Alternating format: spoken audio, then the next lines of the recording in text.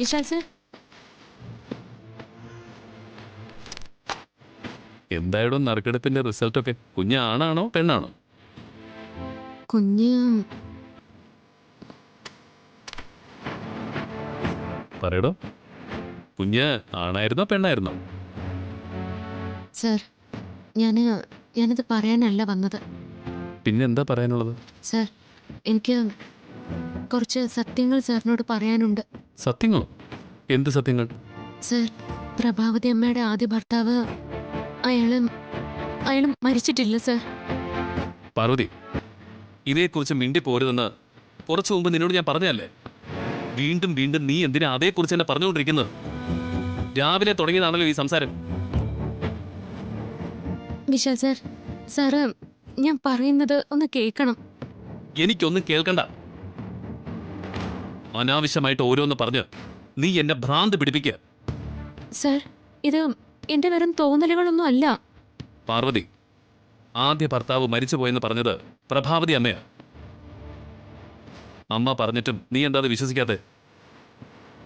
അമ്മയെ നീ അവിശ്വസിക്കുകയാണോ? മുൻ ഭർത്താവ് മരിച്ചുപോയെന്ന് പറഞ്ഞിട്ട് അമ്മയ്ക്ക് എന്ത് കിട്ടാനാ? സർ, സാർ തിരിച്ചറിയാത്ത ചില കാര്യങ്ങൾ സാറിന് ചുറ്റും നടക്കുന്നുണ്ട്. ഞാൻ അത് വിശദമായിട്ട് പറയാം. സാറ് അതൊന്ന് സംയമനത്തോടെ കേൾക്കാൻ തയ്യാറാവണം. പാർവതി, നീ എന്തോ തെറ്റിദ്ധാരണ വെച്ചാ സംസാരിക്കുന്നത്. നീ അമ്മയെ അകാരണമായി സംശയിക്കുന്നുണ്ട്. അത് ശരിയല്ല. സർ, എന്റെ അമ്മ പെട്ടെന്ന് തികച്ചും അപ്രതീക്ഷിതമായി എന്നെ വിട്ടു പോയപ്പോ ഞാൻ ആകെ ഒറ്റപ്പെട്ടു പോയിരുന്നു. ആരുമില്ല എന്നൊരു തോന്നൽ എന്റെ മനസ്സിനെ വല്ലാതെ വിഷമിപ്പിച്ചു.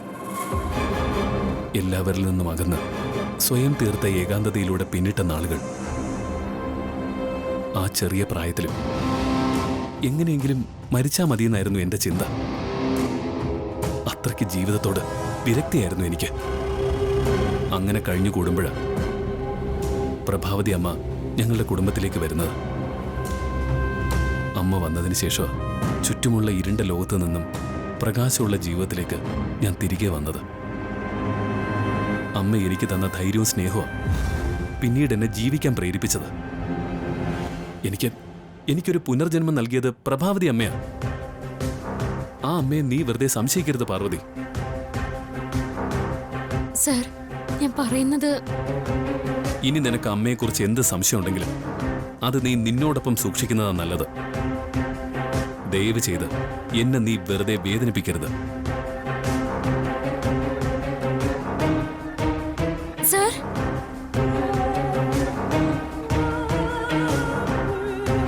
ഞാൻ അറിഞ്ഞ സത്യങ്ങൾ വിശാൽ സാറിനെ അറിയിച്ചില്ലെങ്കിൽ അത് വിശാൽ സാറിന് ആപത്താണ്. അത് എങ്ങനെയാ സാറിനെ ഒന്ന് ബോധ്യപ്പെടുത്തേണ്ടേ?